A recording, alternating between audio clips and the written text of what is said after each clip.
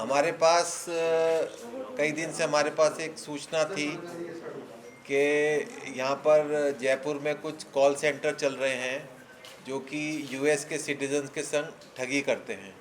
इसको हमने डेवलप किया, मुखबिर लगाए। उसके बाद हमको पता चला कि इस तरह के दो सेंटर्स, एक मालवीय नगर थाना क्षेत्र में, एक प्रताप नगर थाना क्षेत्र में कार्यरत हैं। उनका मोडस ऑपरेंडी ये था कि उन्होंने गूगल के ऊपर इनका जो सारा संचालन है वो अमेरिका में बैठे एक व्यक्ति है वो कर रहा है। तो उसने वहाँ पर गूगल के जो फीड होती है उसमें एप्पल और अमेज़न के अपने फर्जी नंबर डाल के उनको सबसे ऊपर करवाया। तो जब जो कस्टमर्स एप्पल और अमेज़न के वो कस्टमर केयर नंबर ढूंढते हैं तो इन बदमाशों का नंबर रिफ्लेक्ट होता था। तो उस पर जब ये लोग कॉल करते हैं तो फिर वो उनको एप्पल या अमेज़न का एजेंट, वो कस्टमर केयर बन करके वो फिर उनके प्रॉब्लम्स सुनते थे और आगे अपने डिपार्टमेंट में ट्रांसफ़र करते थे। और उसके बाद जब वो ट्रांसफ़र होती थी तो उनको अलग अलग तरह से ठगते थे। कभी वो बोलते थे कि आपका अकाउंट फ्रीज़ हो गया है या आपके उसके अंदर कुछ इलीगल एक्टिविटी पाई गई है। कभी फेडरल एजेंट के नाम से करते थे। तो इस सूचना पर हमने इन दो थाना क्षेत्रों में दबिश दी तो दो कॉल सेंटर चलते हुए पाए गए। इसके अंदर दोनों थाना क्षेत्रों में जो कॉल सेंटर थे उनमें करीब 60 लोग कार्य करते हुए मिले, महिलाएं व पुरुष। और उनको फिर हमने देर रात दबिश दी और कई घंटों तक उसकी सर्च वर्च हुई, उनके लैपटॉप्स देखे। तो उसमें ये जो हमारे पास सूचना थी उसकी पुष्टि हुई। तो उनके लैपटॉप्स में हमको कई अमेरिका के नागरिकों के नंबर मिले, बहुत सारे।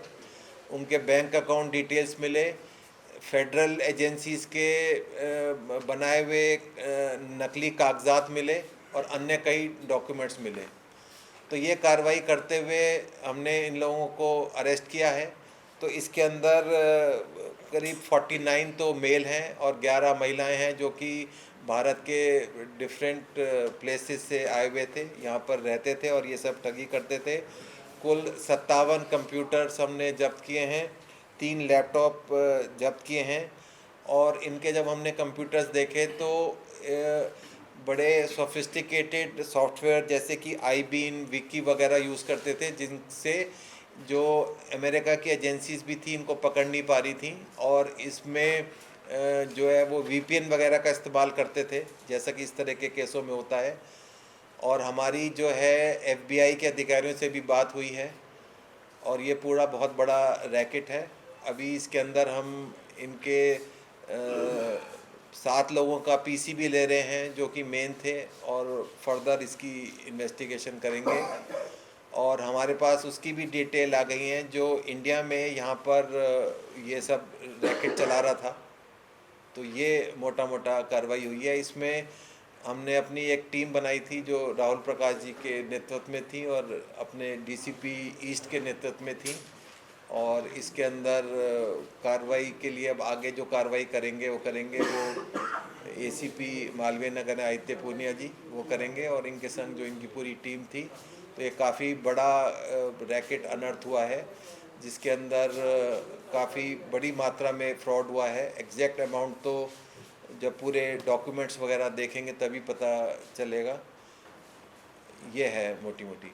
जो की ओर से कभी कोई ऐसी शिकायत या क्योंकि उनके कारोबार में सर कुछ तो इफेक्ट होता होगा सर?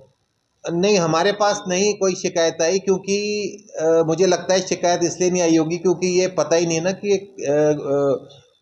विश्व के कौन सी कंट्री में किस जगह से ऑपरेट हो रहा है। तो इसलिए मतलब स्पेसिफिक जब नहीं था तो वो किसको कंप्लेन करेंगे, ऐसा मुझे लगता है।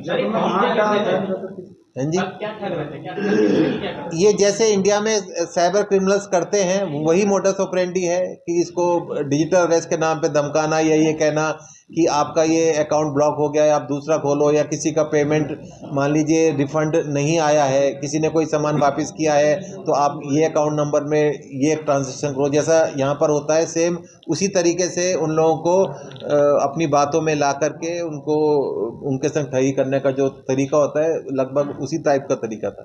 डिजिटल उपकरण, मोबाइल सिम्स वगैरह सर? हाँ, वो सब हमने जब्त किए। मैंने आपको जैसे बताया कि 57 कंप्यूटर, 3 लैपटॉप हैं, ये सब चीज़ें हैं, और इनको कॉलिंग करने के वो जो भी वो थे वो सब जब्त हुए।